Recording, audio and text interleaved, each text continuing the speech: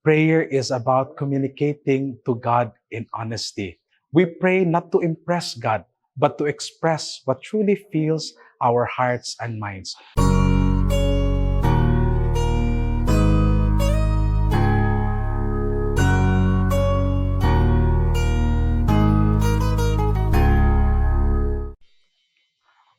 Mayong adlaw ka natong tanan, ako si Father Eric, usa sa mga pari dinhi sa Redemptorist sa syudad sa Sugbo. O ganihan na pud kita sa atong inadlaw na palandong ang pamalandong sa pulong. Atong napamatian sa atong ebanghelyo karon nga si Jesus nagtudlo sa iyang mga tinun-an diha sa pag-ampo ug mao kini ang amahan namo. Upon more than just teaching a new prayer to be memorized, I think God through Jesus is reminding us what our faith is all about. Nga diha sa tunga ug sentro sa ato ang pagtuo mao ang relasyon sa Ginoo. And what would nourish our relationship with each other and with God? It is constant quality communication. Tulo ka points, no? Constancy in prayer means not praying 24/7 unless of course mga mongha ug monghita, no? But of course, finding time to pray to God or to talk to God.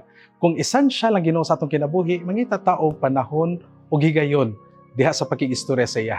Quality time in prayer means not using big words or not using a lot of words sama sa gisulti sa atong ebanghelyo, but being honest before God.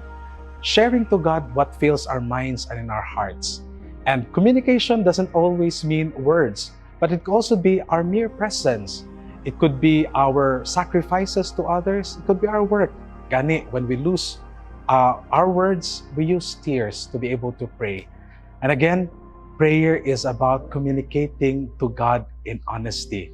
We pray not to impress God, but to express what truly fills our hearts and minds. So we continue to ask the Lord when we are not able to pray or we have difficulty sustaining our prayer life, that He may give us the grace to be able to pray.